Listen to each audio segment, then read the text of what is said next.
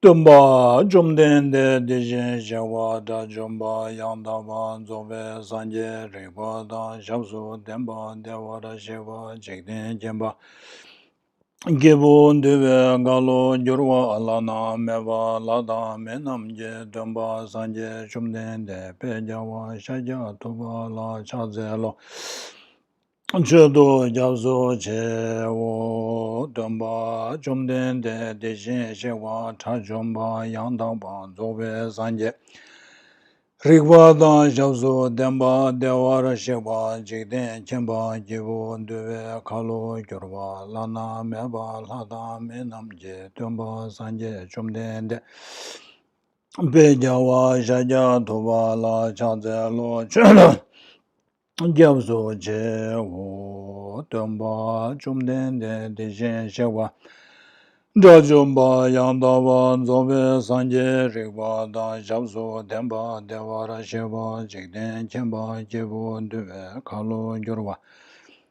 lana meba lada menamje dumba sanje jumden de pejawa Jaja Duva La Jazelo Chudo Jabzo Che Ho Sanje Chudan Soje Chonama La Chanju Pado Tane Jabzo Che Tagi Chushi Jibe Sonama Je Chola Penje Sanje Drubara Sho Sanje Chodan Zoje Chonama La Chanju Pado Tane Jazo Je Tagi Chushi Jibe Sonama Je Chola Penje Sanje Drubara Sho Sanje Chodan Zoje Chonama La Chanju Pado Tane Jazo Je Tagi Chushi Jibe Sonamanje Drola Penje Sanje Drubara Sho.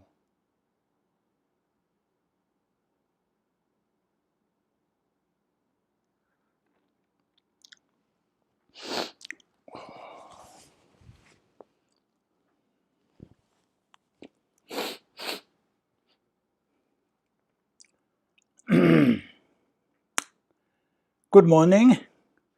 How is everyone? What a stressful week. I hope everybody is now kind of relaxed and back to normal.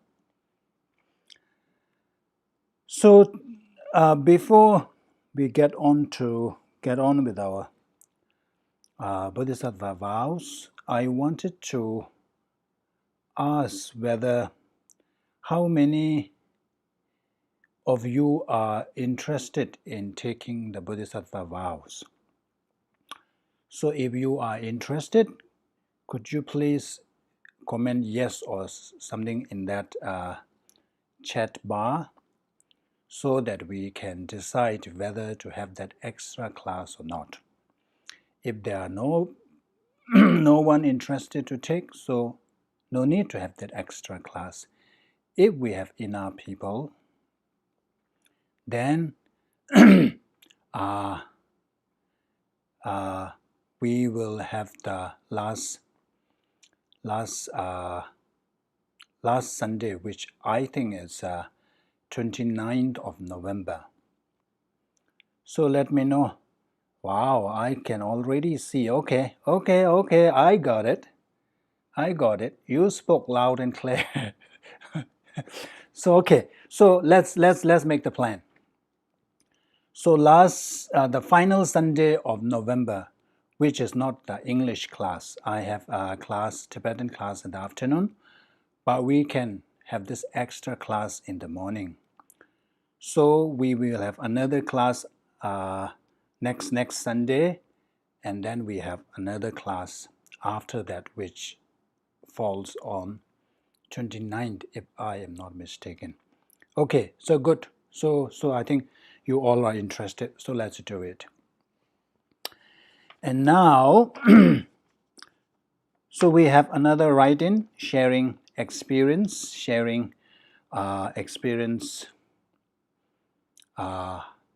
when applying Dharma in life. So I would like to read first and then comment. Since you ask us to place the ideals of the way of the Bodhisattva before our own ego and its instinct, I have been through several experiences that revealed a great deal to me about myself.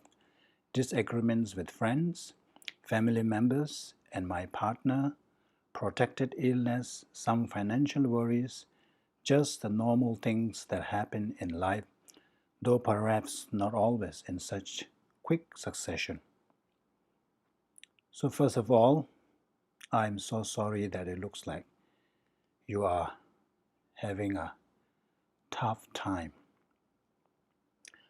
Although disagreements and other worries get sorted out and the body eventually recovers, these events have been some of the greatest teachers I could ever have had, because they reveal to me just how shallow my development in Dharma principle has been up to this point, how easily I forget or abandon them temporarily when I face adversity. I think here you already made it clear that you have attained realizations. I believe that the first realization is to really recognize our shortcomings. For many of us, we fail to see that. We somehow stubbornly or mistakenly believe that we are perfect. We are not capable of making mistakes. We don't have any shortcomings. But this realization that I have shortcomings, I need to change, I need to improve, that is very important first step. Without that as a foundation, there is no way we can progress, because you never think that you need to improve. So this, I think, it is the best realization.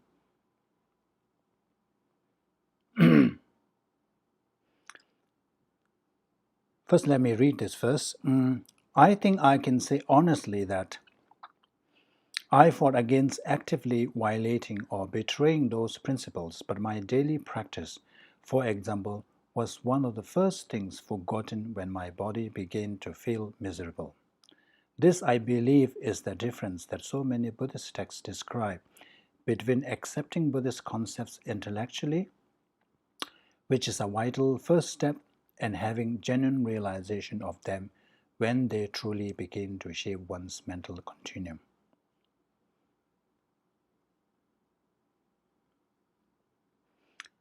So I don't blame you. This happens to us all the time. And the reason is that because we are so accustomed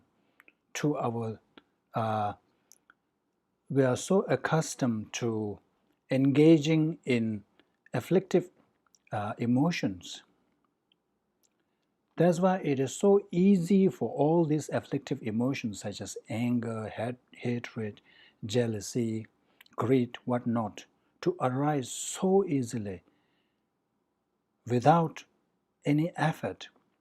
Whereas if we are to cultivate or develop or generate a positive mindset such as patience, love, compassion, other cherishing attitude, it is so difficult. That is because that we haven't put effort in familiarizing that kind of habit. So we need to change that. So this, first of all, when we practice, we must keep in our mind that it is not easy. It does not happen. The changes, the transformations do not happen overnight. It takes time. For that to happen, we need to persevere. We need to put effort consistently, persistent effort. We have to practice diligently. So this one, I think it helps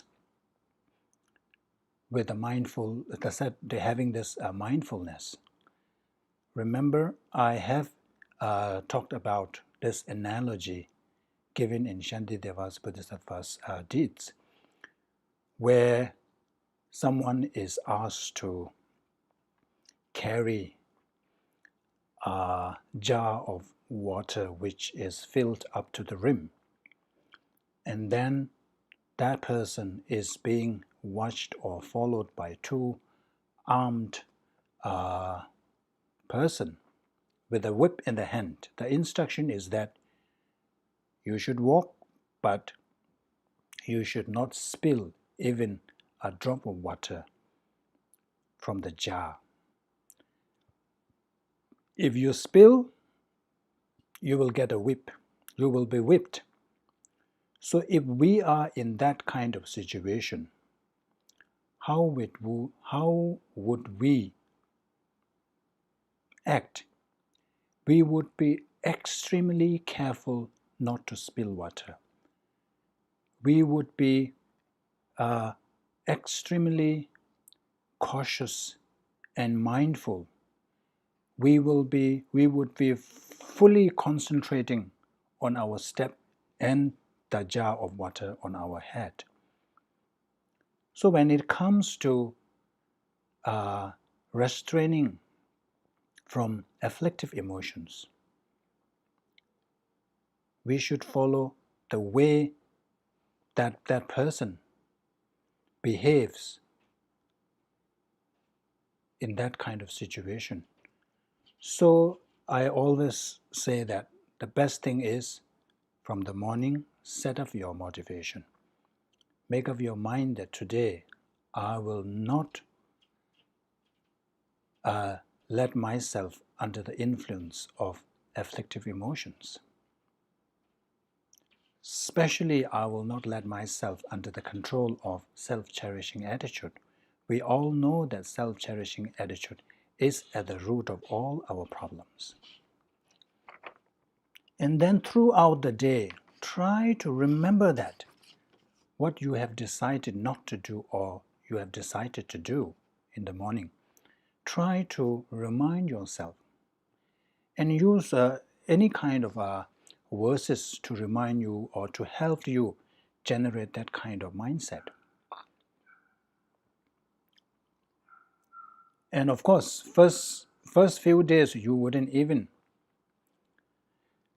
remember. But if we consistently practice this, then one day it will come automatically. Restraining from negative action will become our second nature. So this all tells us that we need to practice. We need to do more. Just coming to class, listening and going back is not enough. During the class, you take notes vigorously. And then when you get home, there it goes.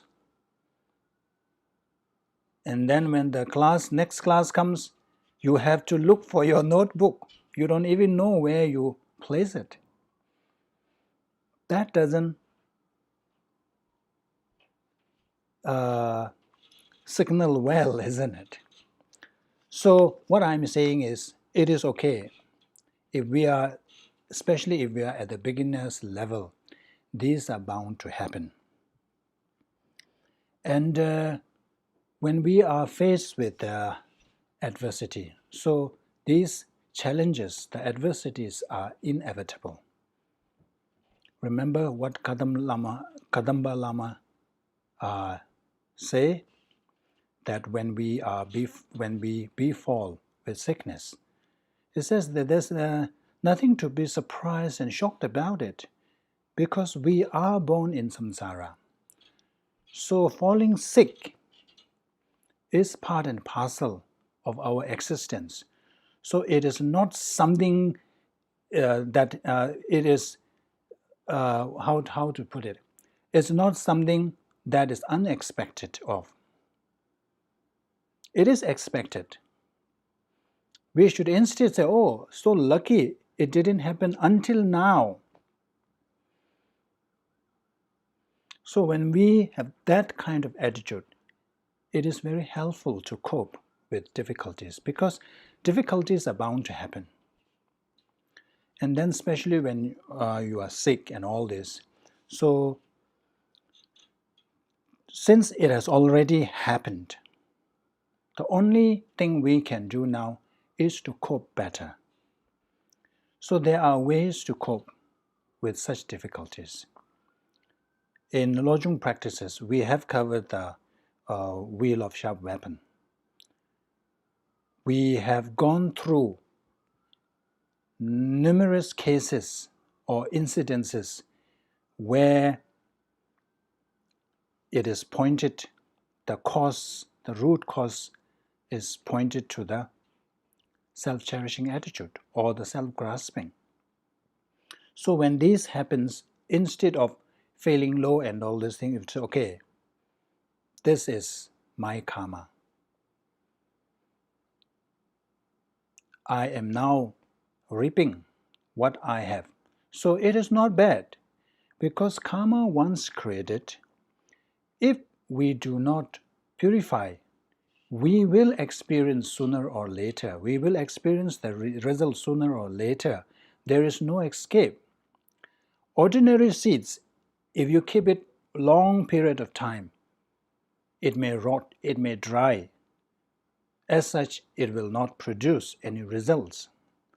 But when it comes to karma, no matter how long it has been dormant, when the time comes, when the conditions arise, it will yield result. So now that we are experiencing, instead of feeling what you call unhappy about it, say, okay, good. Since this proves that I have created a negative karma to experience this thing, and I am experiencing now, this is a way to exhaust it. So I experience now, it's over. And then if you are able to do the Bodhisattva practice, whatever I am experiencing, may I, on behalf of all other sentient beings, may I experience this so that others don't have to experience this. Then it serves two purposes. First of all,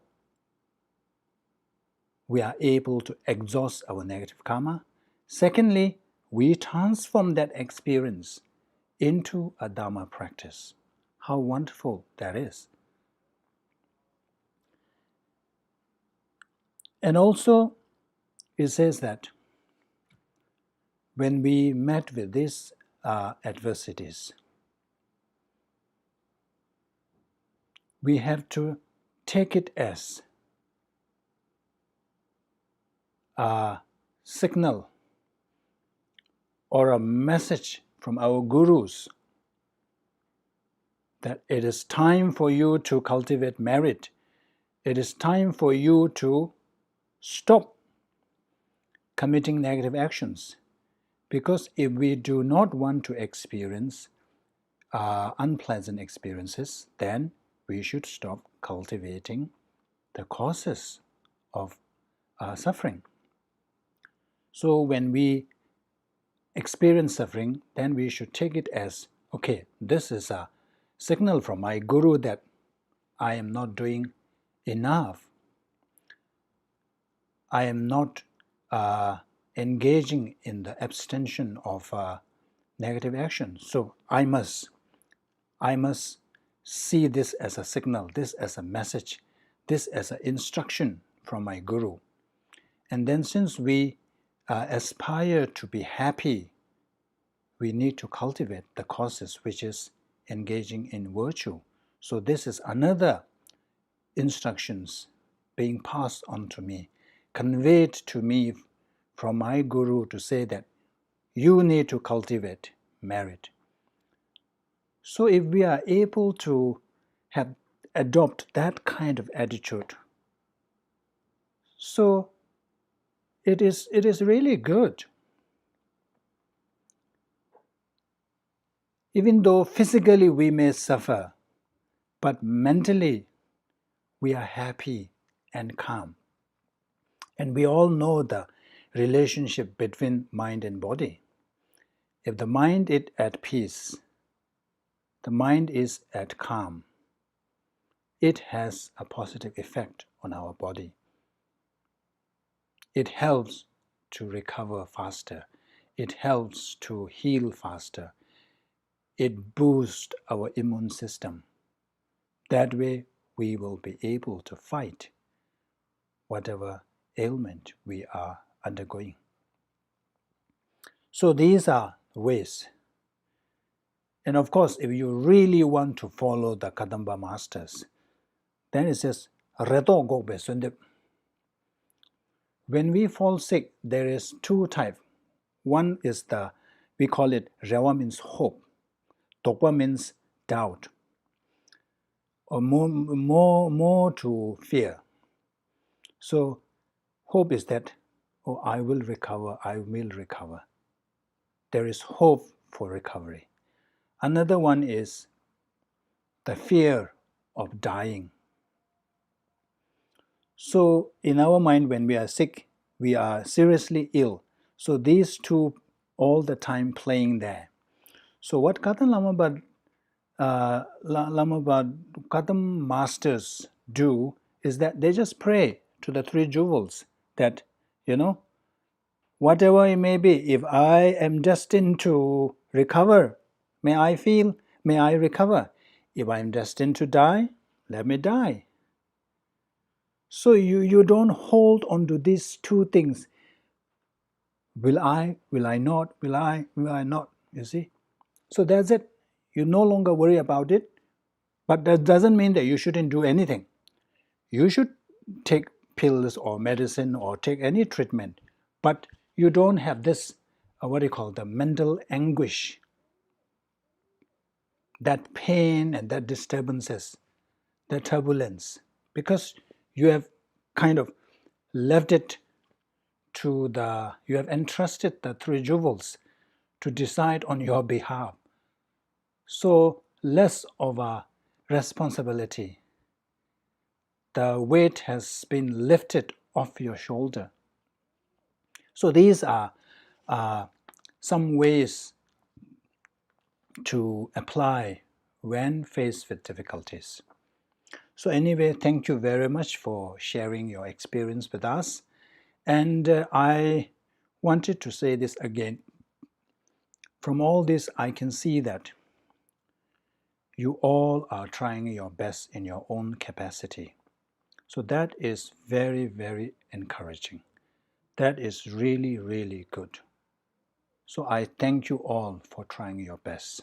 So that is the whole purpose, isn't it? I keep telling you that, the whole purpose of practicing, the whole purpose of studying Dharma is not become intellectually clever and expert or scholar in Buddhist philosophy. It is really we are all here with the hope that from what I hear, what I listen to, can improve my life, can give me happiness and joy, can take away my suffering and unpleasant experiences. So not just, let me rephrase, simply listening into will not, unless you practice. It is like just reading the prescriptions, but not taking the pills. If you want to get well, you need to take the pills, isn't it? You cannot hope to be recovered simply by reading the prescriptions again and again. That's not going to help. So we need to try our best. It doesn't matter whether it is a big or small, whatever it is, but try your best. Every day, remind yourself that today is another day to practice. It's so fortunate to be alive. I have this extra day to practice. We never know. Morning, fit and well, but night, nobody knows what would happen. So from the morning, if you are able to appreciate that day, and then if you make up your mind, and then go to do whatever it is, but always at the back of mind, keep that, vigilant, that I must not engage. And I hope you are all following this about the abstention, observing the abstention from the 10 non-virtue. I have made it very clear again and again that it all depends on the mindset. If you haven't set up that mind to restrain yourself from these 10 non-virtue, even if you don't engage, you don't get the benefit. So it is really a waste and a loss when you are not really engaging in any of this. So why not collect the merit by simply setting up that mindset. So don't forget to do that. If we want to guarantee a good rebirth in the next life, the only way is through observing ethical discipline, which for you is the 10 non-virtue, abstention from the 10 non-virtue. So it's not really difficult, all these 10. Of course, when it comes to idle gossip, I can understand. It is challenging unless you remain silent. It is difficult, but the rest, it is avoidable. One can do that. So please, every day, try to adopt that kind of mindset so that at the end of the day, there is something to rejoice. Okay, very good. Today I have spent my day virtuously. I have really done good merit today. And then don't forget to dedicate to become a cause to achieve enlightenment. Then your bank balance of merit will increase every day. It is like you are getting salary every day. That's wonderful, isn't it? We only get fortnightly, isn't it? Only 2 at the end of the second week you get the salary.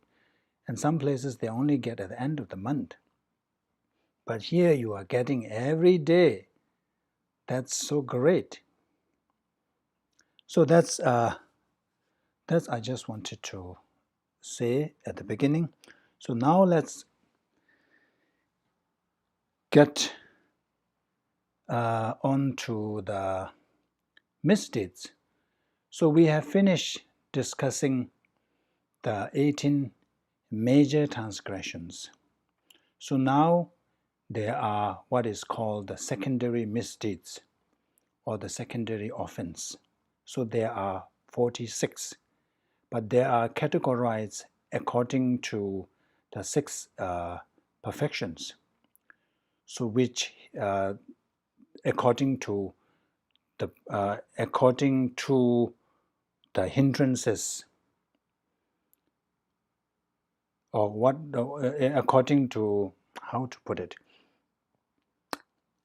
Let me think. Let me try again. So we have these different categories based on the practice, based on its function.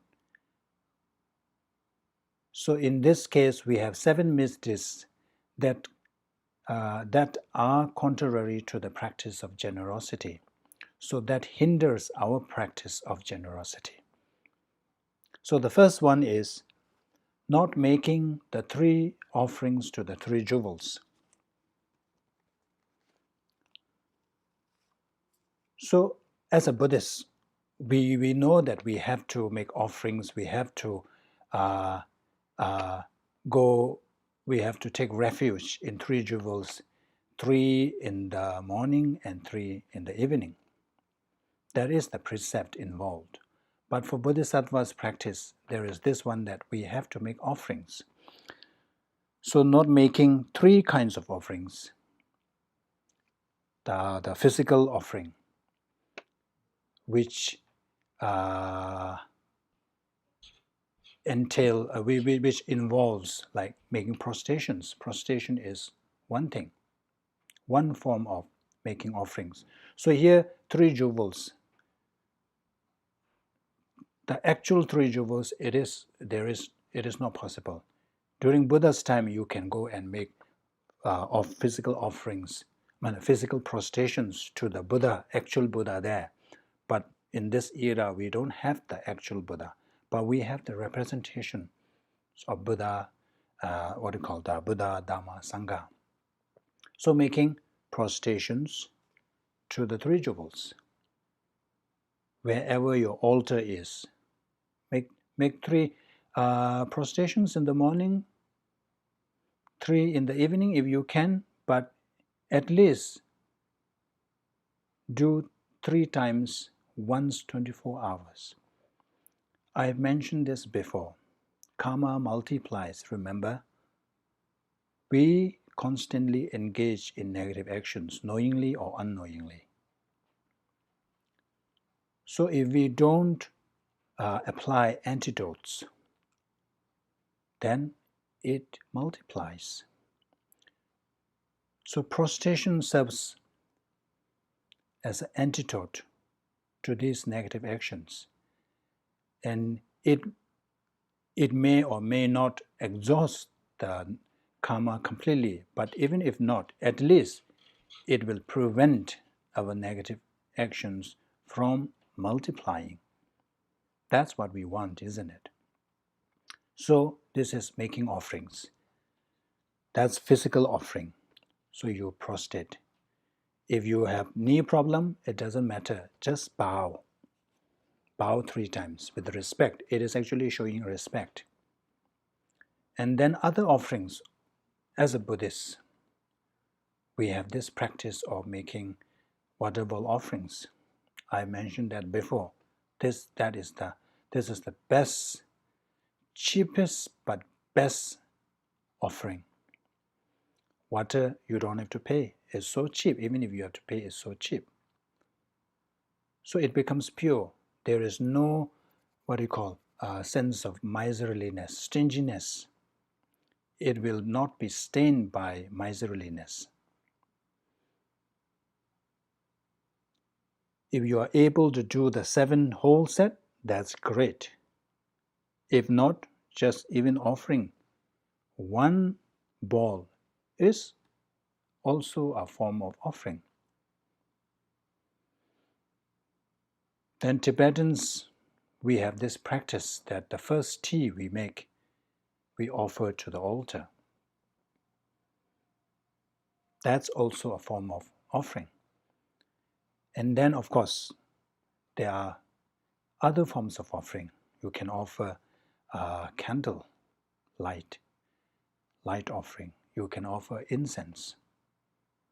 You can offer flowers. You can offer fruits, any form of. Since we do grocery marketing every week, why not offer that before you eat? I try to do that because I learned this from my foster mom. I've mentioned this before. I thought that is a marvelous practice. You are not really buying it, especially for the 3 jewels, but anyway, offer it first, and then you enjoy afterwards. So that's good practice. So this is what I'm saying. So if we fail to do so, then we commit this offense, secondary offense, not making the 3 offerings to the 3 jewels. Then the second one is following a desirous mind. So some translations, maintaining thoughts of desire. So when desirous thoughts arise, we are supposed to apply antidote, containment. So desire here can be in various forms. The most common is desire for material possessions. Greed, it comes from greed. I want this, I want that. So what happens is, if we let our desirous thought, if we chase after this, then we will be engaging in all kinds of negative actions. Because you need to acquire all this, you have to pay for it. If you want to acquire a huge house, nobody gives it free. You have to pay for it. In order to make that money, there is danger of engaging in all kinds of negative actions just to make that money so that one can acquire. But if it is one time, it is okay. But our desire has no limit. Today you want this big house and you think that, oh, I will be so satisfied once I get this. And then once you move in there, live in there for a few months, and then you are already eyeing for another bigger house. Same goes with cars, iPhones, iPhone 5, 6, 7, 8, 9, 10. Some people cannot help but to acquire the latest version. I don't understand that. If your phone gets spoiled, if it's not functioning, I understand why you need to replace it. But some people, 1 year, then the new phone comes, must get it. So there's this danger involved in this.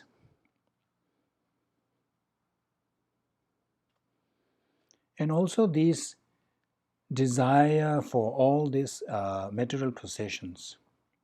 It is, in a way, a source of suffering. Because the more desire and more attachment, or let's put it this way, the stronger your attachment towards any material things, the more suffering one will experience. Remember, when you have strong attachment to your car, especially when you bought a brand new car, how much care you give to that car. I told you this story back in monastery. There are Tibetan jeeps that ferry monks from monastery to the city. So we have to rely on this. So when the Tibetan, these are mainly owned by Tibetan people, so local Tibetans. So when they first get the new car, so they will say, "Oh, Kushula, Kushula," there's monks, addressing the monks. Please, don't bang the door hard, because there's this attachment, it's new. And then after 1 year or something, the instruction has completely changed. Kushula, please bang it harder, because it's already spoiled, it doesn't close if you just lightly close it. And when your car is new, even one scratch, what would you do? You cannot sleep. This shows that attachment causes suffering.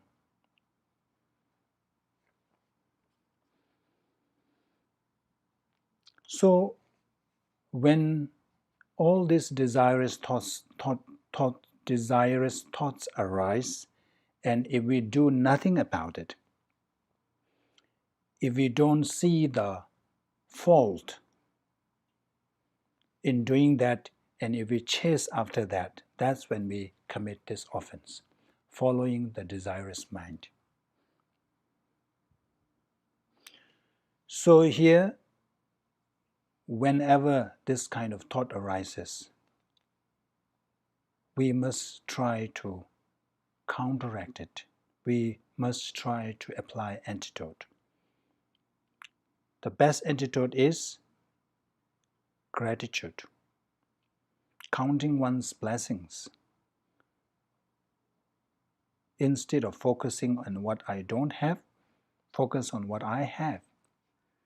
I have this, I have this, I have that, I have that. I'm so lucky. I'm so fortunate. That really blocks all that desire.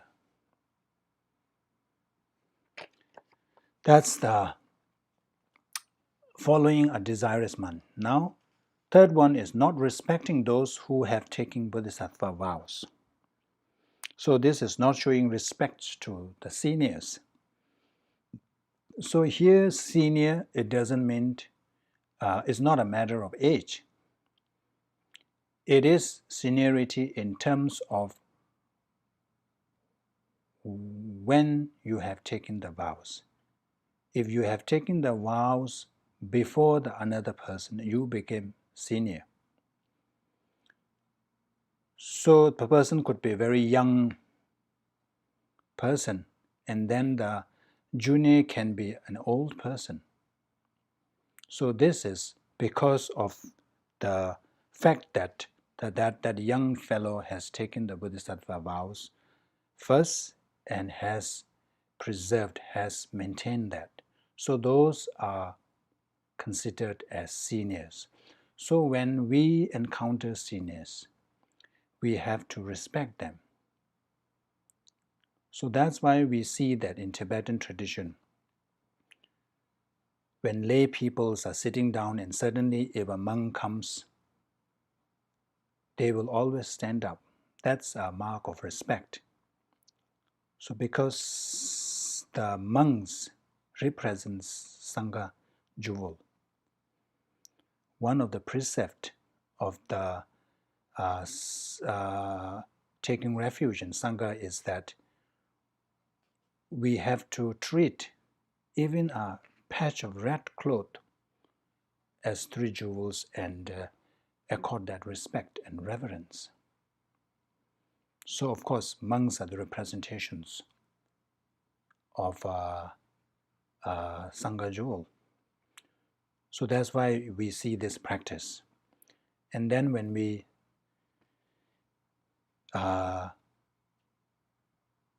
meet, or when our guru, when we see our guru, we always stand up.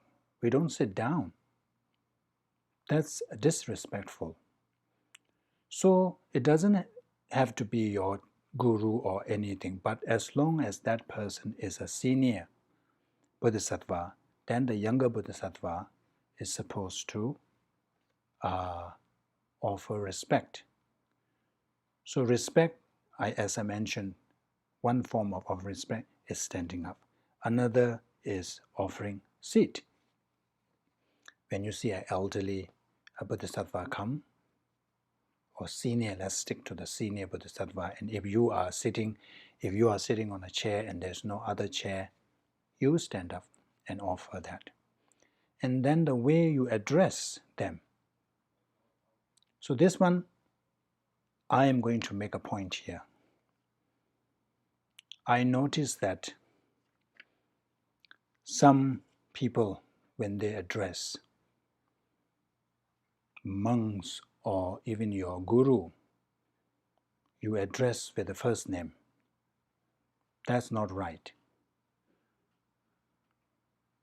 I know it may be the Western culture, but when you are following a Buddhist tradition, Tibetan Buddhist tradition, you have to follow that.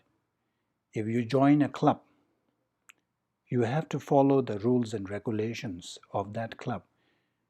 You cannot say that, oh, I am from another tradition, I don't want to follow your rules and regulations. Then you say, okay, in that case, you can leave. You don't have to be a member. So I'm not saying, I'm just giving an example. Like, my name is Drupa Rinpoche. So you cannot, let's say my student shouldn't be calling me or addressing me Drupa. Either you call Rinpoche or say the full name, Drupa Rinpoche. So there were many incidents in Malaysia where when I meet new people, of course they have they are not familiar with this.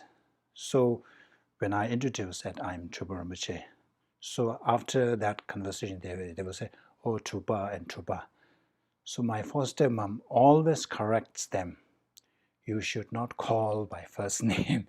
You have to always say either full name or Rinpoche is a title. Geshe Aten is your teacher. Many of you have received teachings from Geshe Aten. So when you call Geshe Aten,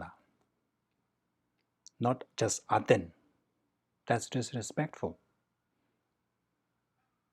Even in monastery, when we address senior monks, we always attach or put this prefix gen.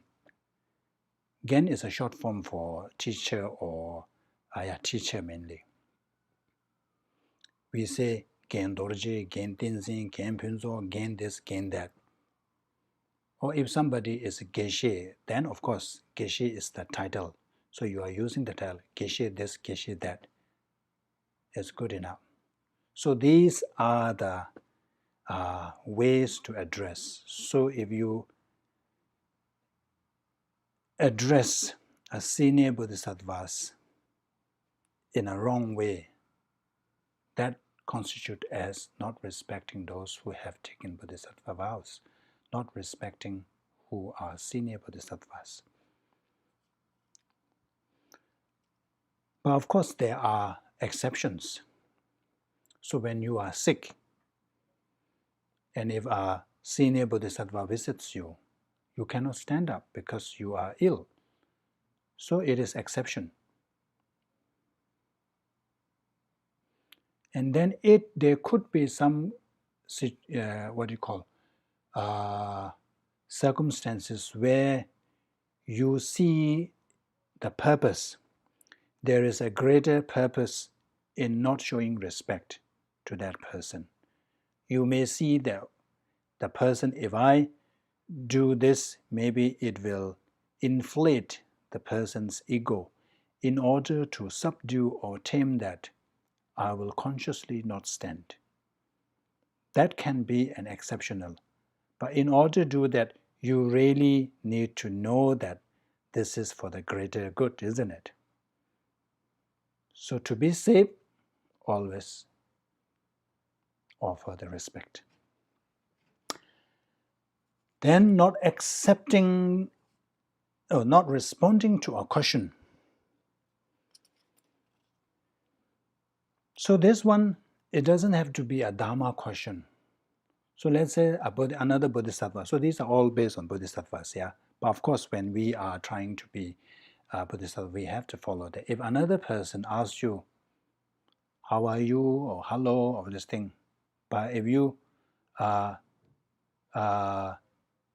don't respond in a like way, that's when you commit. So here I find people are very sweet. Whether you know that person or not, every person greets you.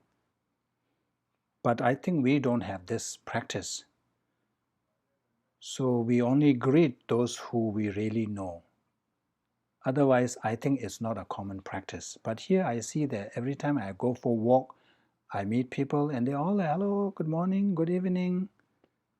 That's so nice, so pleasant. So when other person greets us, we should answer. If we don't answer, we commit that, not responding to our question.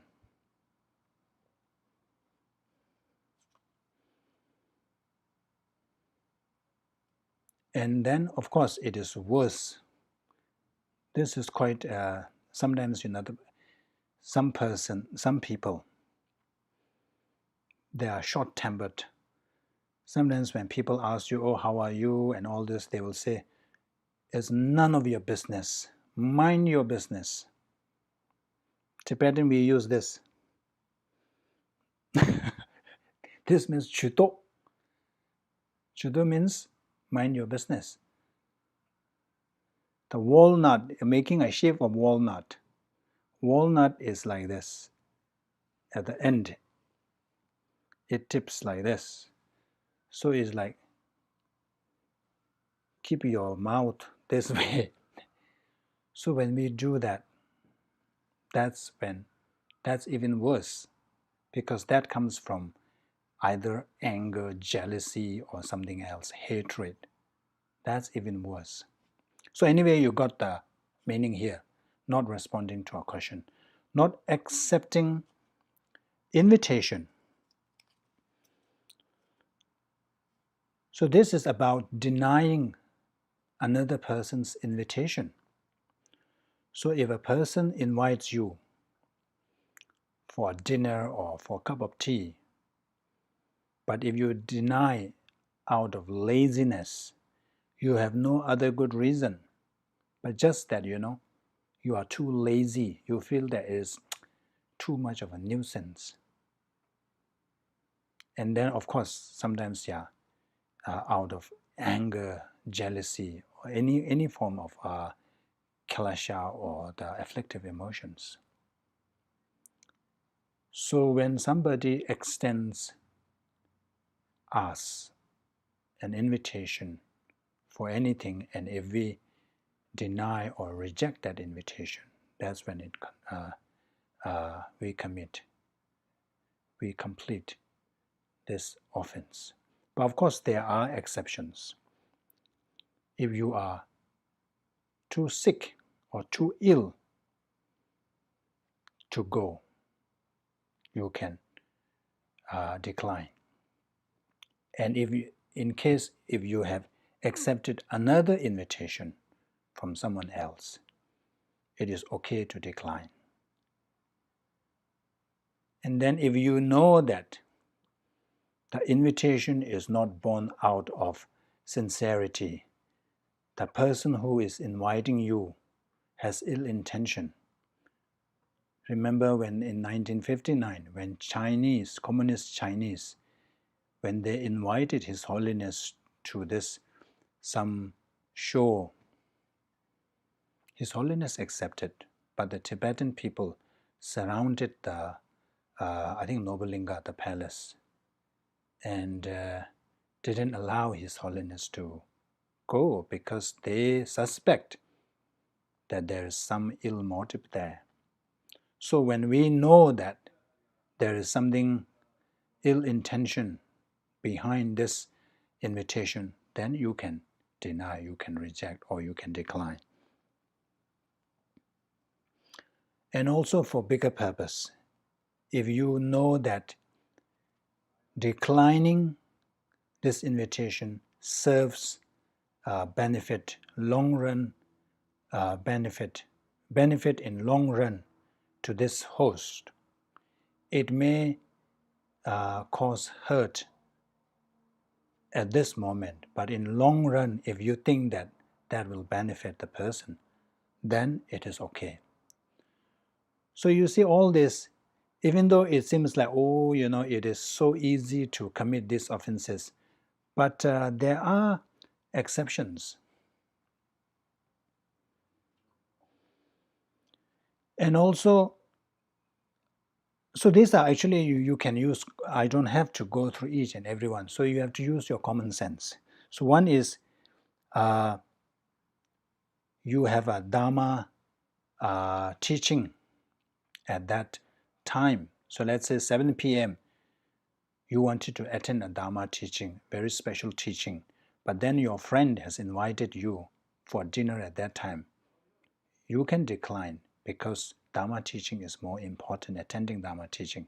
So there are these nuances. So we have to use our common sense.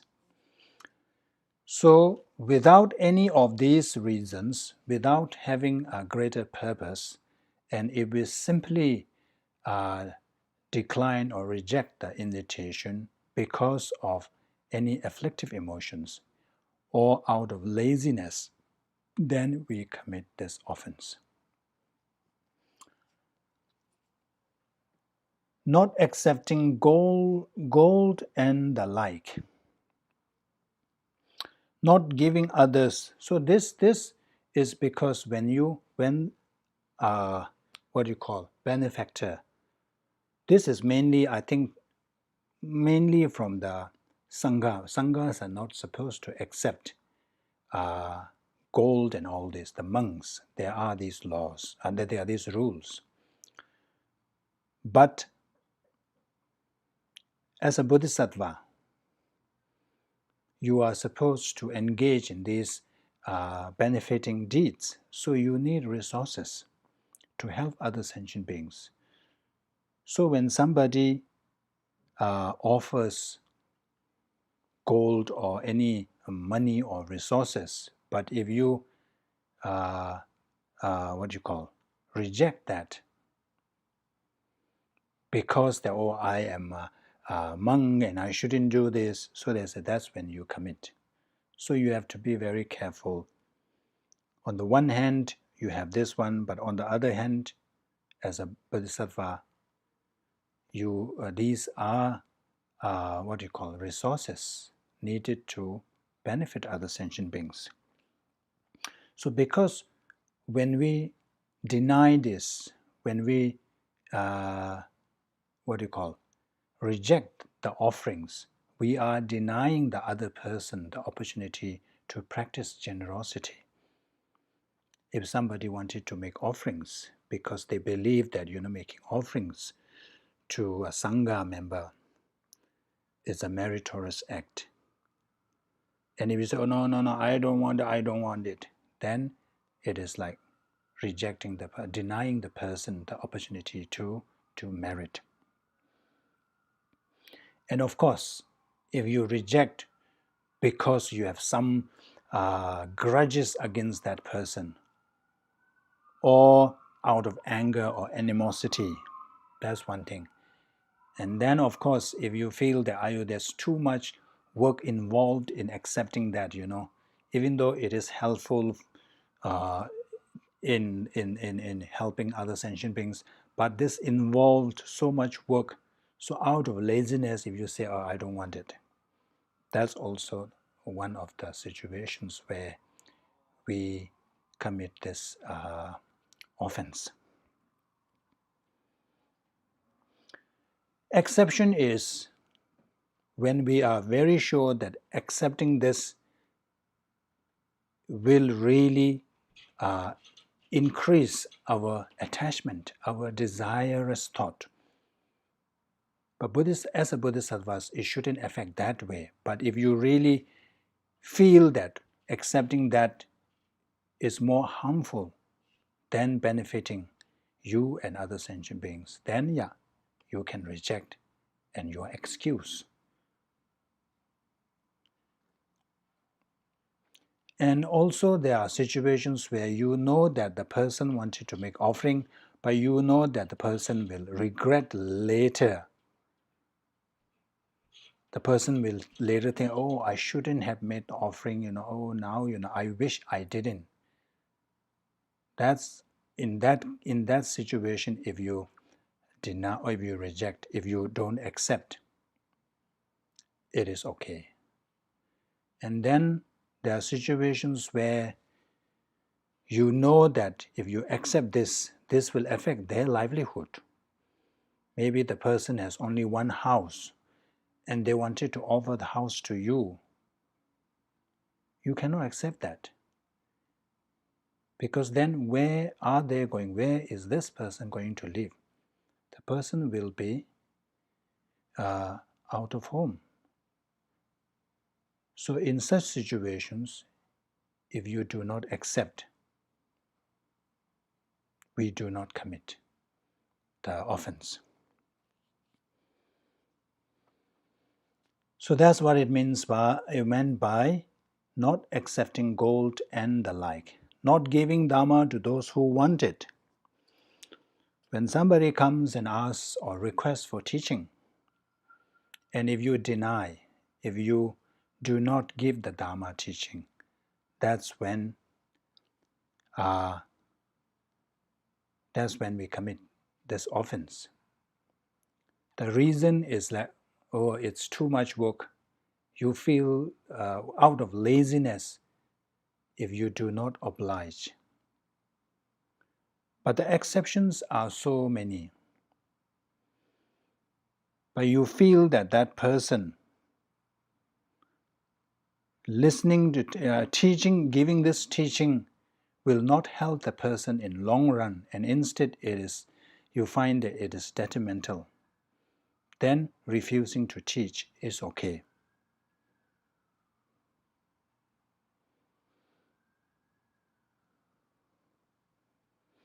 And also you feel that not immediately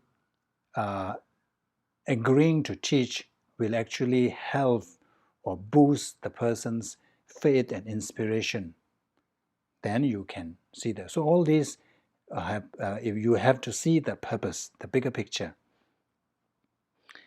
And then there may be situations where the one who is requesting doesn't really have the intelligence of understanding what you are about to explain or about to teach.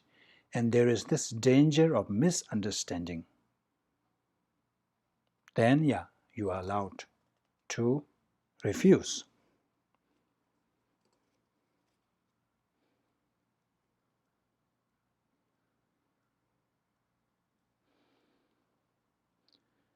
And another exception is when we know that the other person's intention is not pure. Why that person is requesting for this particular teaching is that he or she wanted to use that in future to make money or even criticize others. Sometimes we say, oh, I see this monk doing this. Is it right? Are monks allowed to do that? Are gurus allowed to do that? So this, very careful. You know that what that person is going to use with that knowledge. So when you feel that it is going to be misused, then you can decide not to oblige to the request. And then there are incidences where even though whoever is requesting for this teaching, he or she herself is fit to receive that teaching, but there is danger that that person may or will share with another person who are not fit to receive that teaching. That's happening here. Some of the practitioners, some of the so-called practitioners, they go to India, here, there, approach this Lama, that Lama, receive all this secret, this training and that training, and then they make it, started to gather followers. It's like, oh, I have the secret instruction, or this and this Lama, he's known for this and this. These teachings are, what do you call? Terdun means, how to put it?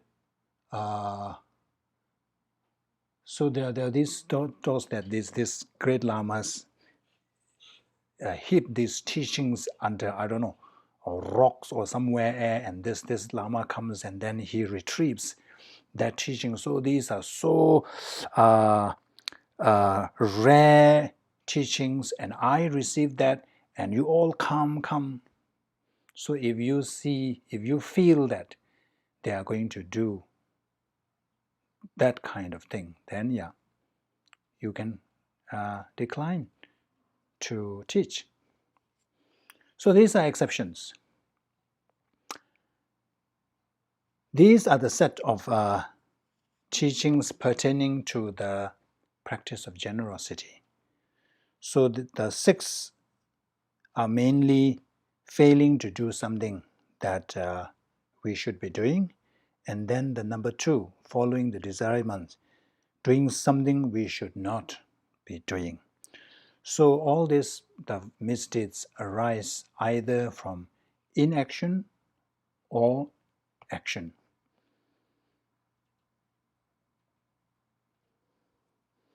So now that we have covered this, we are well equipped not to transgress the first 7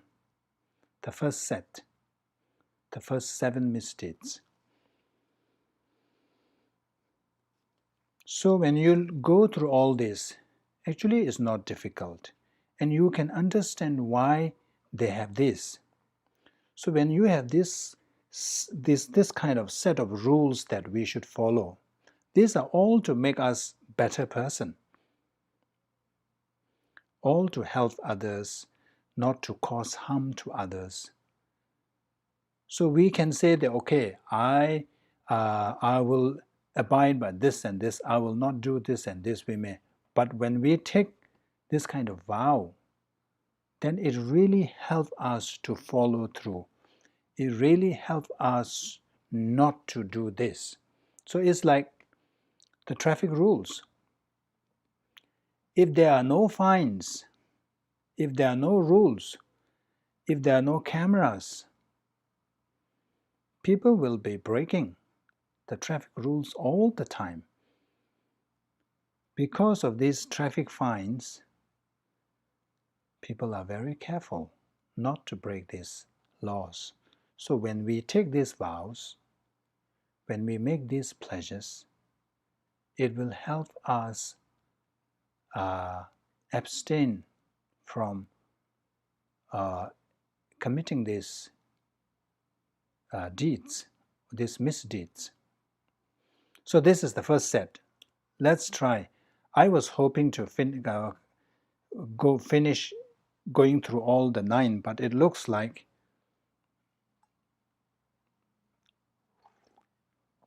I'm not going to succeed. Anyway, let's try.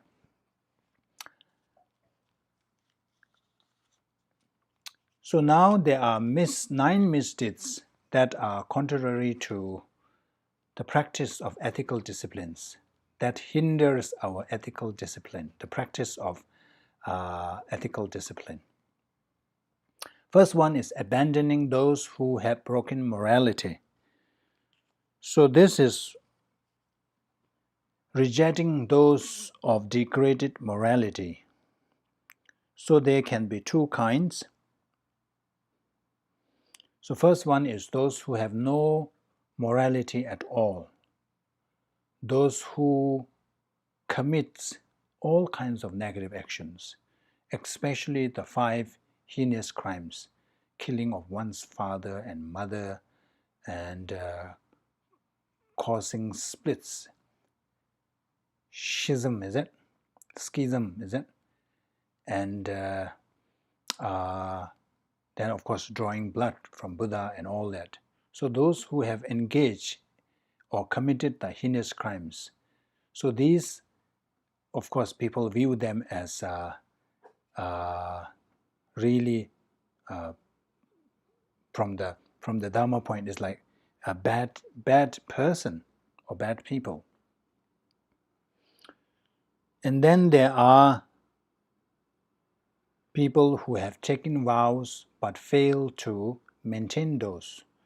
So either of these people, so when we kind of abandon them, kind of reject these people on the basis that they have committed these heinous crimes, or they are unable to keep their vows, they have degraded their vows and all this based on this, and if we just neglect them, if we just reject them, that's when we commit the first one.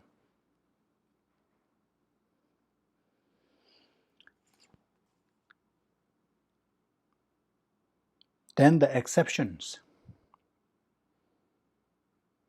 When we feel that ignoring or rejecting these people actually can help them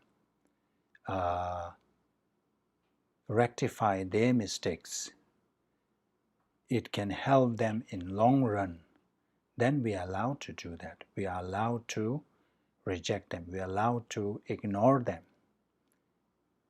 We will not commit, but we need to have a good purpose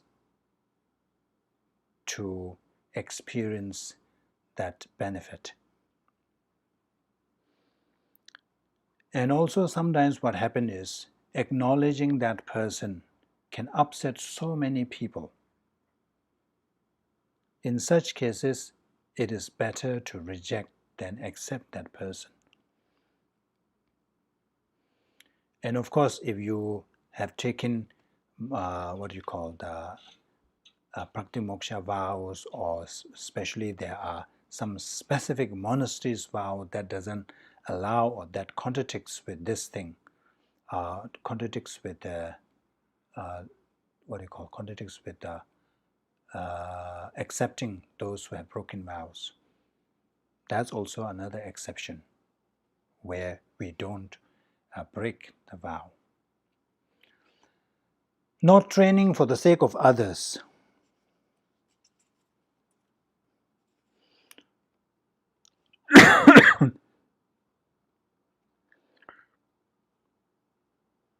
So this is not training for the sake of others.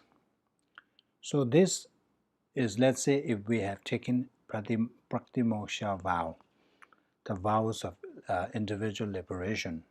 So for monks, yeah, we can be a novice vows or the full ordination vows.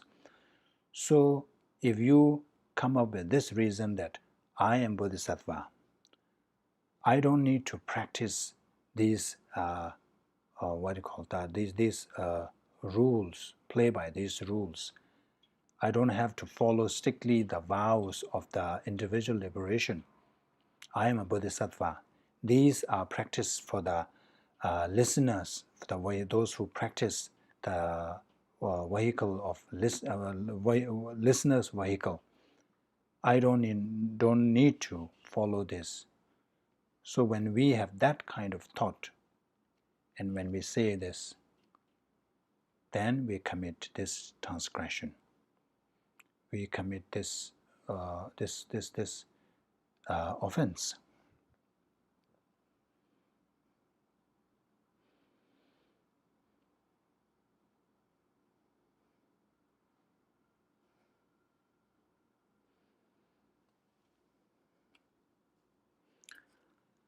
Doing little for the benefit of others.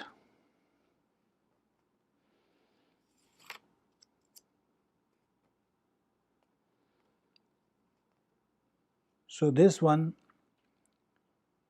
when you have taken the vows,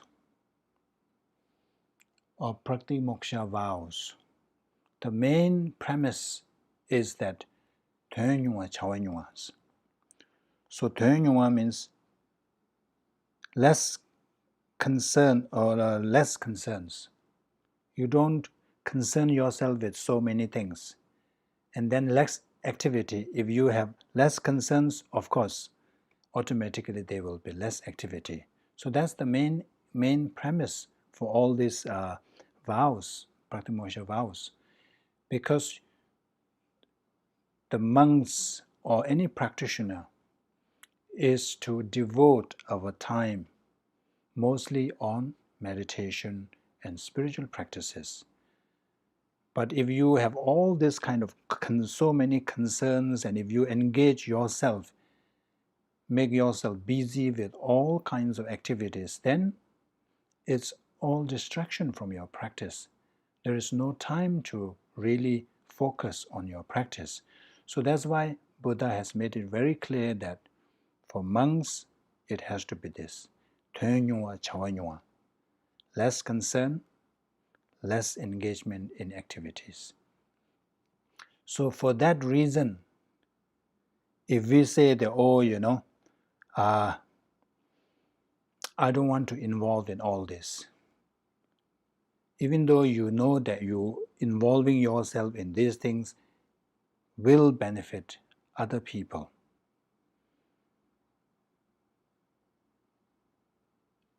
You know that it will benefit other people, but because it's out of laziness.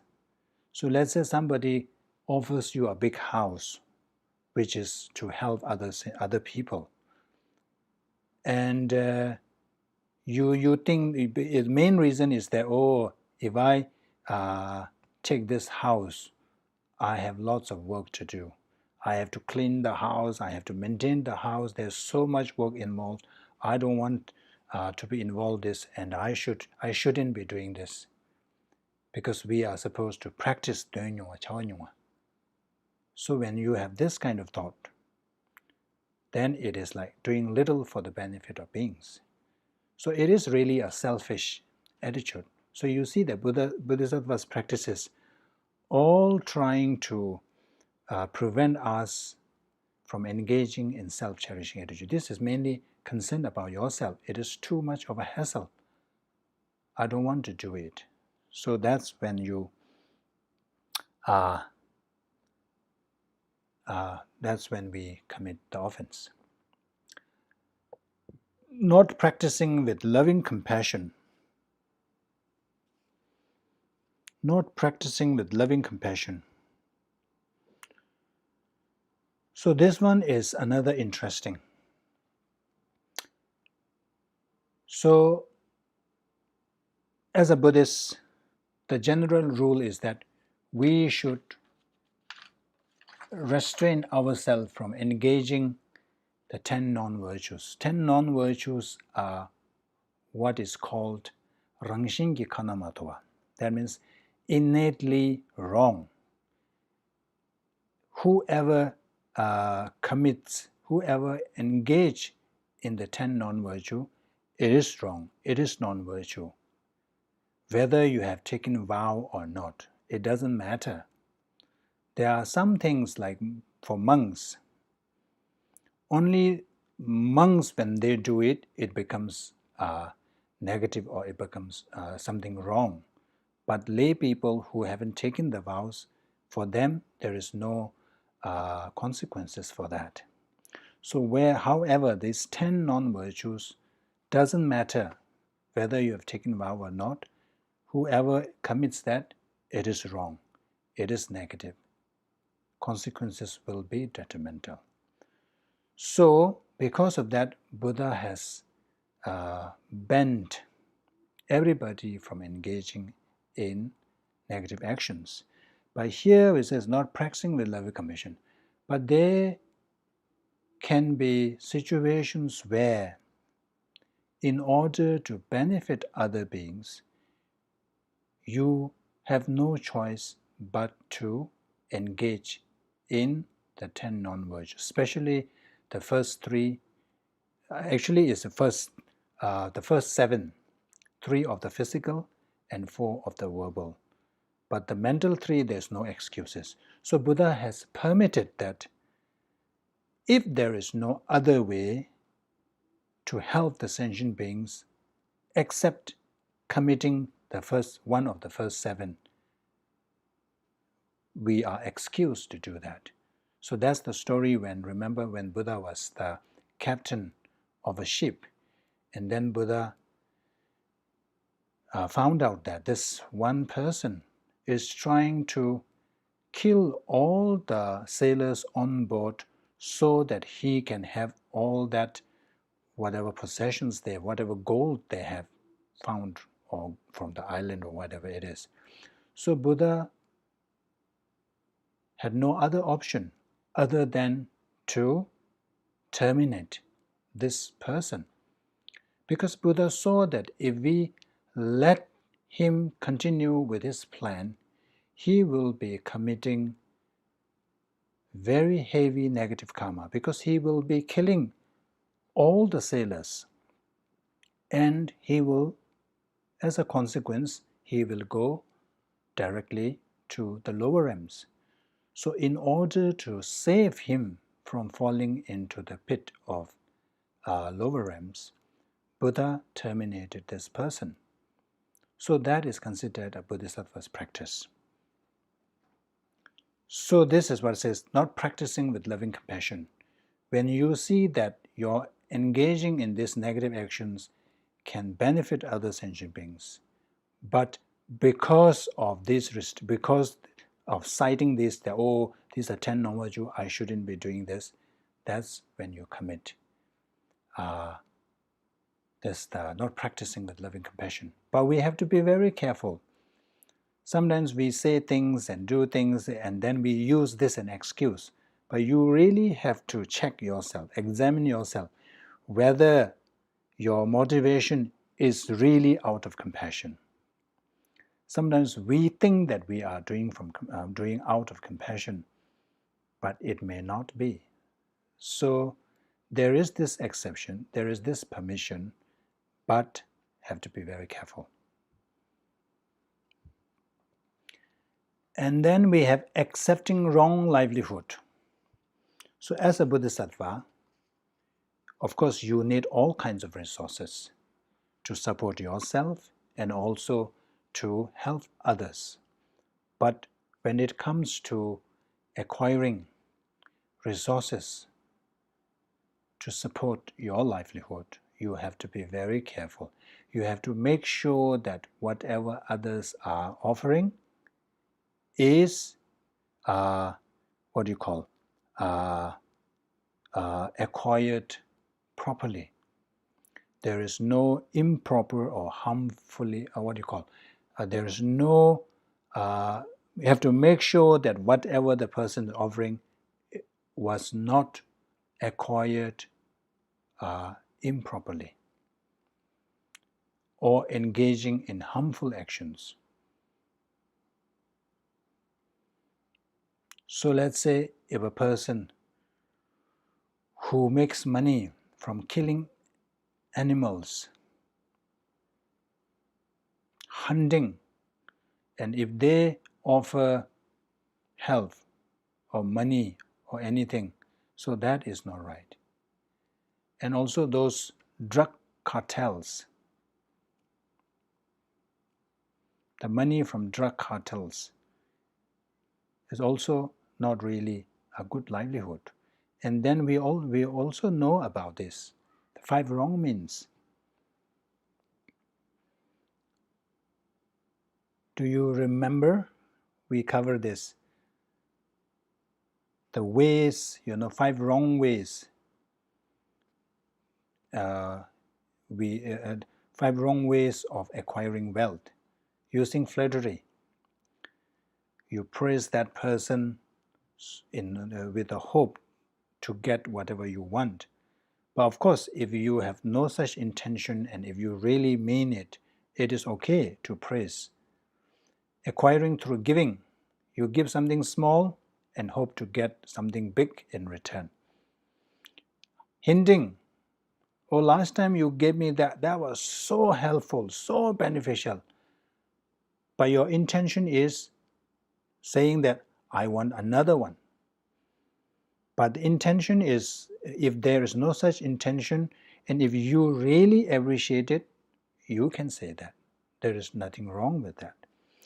Then using coercion, forcing them to give, giving them no choice but to give. And then pretending, even though you are not a good practitioner, but you portray that you are such a great practitioner so that, so that they can give you something. So these are the 5 mean ways. So as a Bodhisattva, we should not accept anything that is acquired through 5 wrong means. Then acting frivolously out of exaggerated excitement. So this one is more of a, when you are too distracted, being overexcited by meaningless activities such as singing, shouting, dancing. You are so excited by all these meaningless things. Singing loudly, shouting, dancing, all this constitutes this one, acting frivolously out of exaggerated excitement. And then thinking only about going through samsara. So this is a misunderstanding. So in sutras, they say Bodhisattvas find joy in cyclic existence and are not afraid of it. They do not long for liberation. So we say that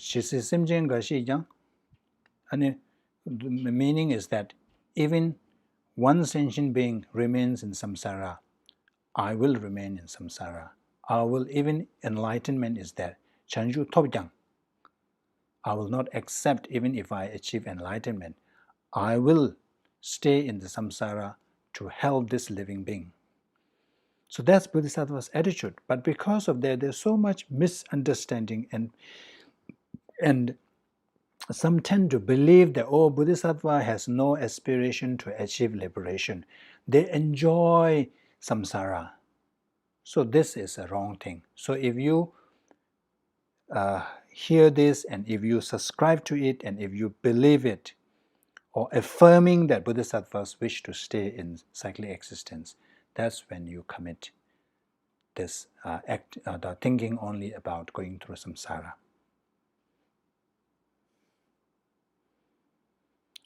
If you think that way and declare such a view to others, you will collect this secondary offense. Oh, it looks like we can finish, so bear with me. Not avoiding a bad reputation. So, as a bodhisattva, you need to reach many people as possible. You need people to trust you. So when there are rumors or bad reputation circulating, you have to take action. Whether it is true or not true, we have to take action to prevent such rumor, such bad reputation from circulating. Because if you let this circulate, then people will lose faith in you, lose respect in you, and as a result, you won't be able to help them because they will never trust you. They believed whatever rumor they have seen or heard. So this is, if we fail to take any actions to stop or avoid a bad reputation, we commit the offense, secondary offense. And finally, not correcting others despite their afflictions. So this is, sometimes we encounter people who are really behaving badly, who are engaging in all kinds of negative actions. But the only way to deal with that person is through taking harsh measures. You have to take kind of aggressive measure to curb that person, to subdue that person. But if you feel that, oh, I don't want to have conflict with this person, I don't want to make him angry, I don't want to upset him, so let it be. If you say that, that's when not correcting others despite their afflictions. So you fail to help that person. But of course, exception is if you feel that taking aggressive action will actually worsen the situation, then it is okay. But if you see that taking aggressive action can help, so now I have good excuse to scold you all, and you cannot fault me, because I'm going to cite this. I am abiding by the secondary misdeeds. I don't want to commit. Yeah, so not correcting others despite their afflictions. So if it calls for desperate measures, what's that? Desperate time calls for desperate measures. So if the situation calls for aggressive measures, we have to do it. If we don't do it, we will commit the secondary offense. Oh, actually, okay, I think we will stop here. It's way past our time. Okay, thank you. We will continue next week, and hopefully we will complete then.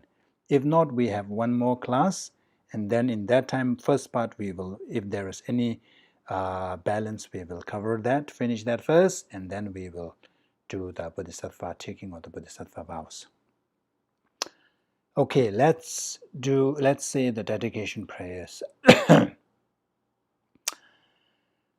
Taki chini sakbe gyawa de tendang zhōwa kunla kāngpēnda kyabara chizun losan thakwa yi tenbe nyingbo ringdo se che sho jambe pawe chedara khenpa dang kundu sangbo tenyang teshen teta kungi jesu talobji gyawa deda tamje rabdu ngo tuzun shekbe gyawa tamje gi ngowa kala chodo ngaba de dagi gewe zawan digunya Zangbo joji rabdu ngowara gi changju semjo rinpoche maje panam kejoji keba nyamba meba kongne kondo pewar sho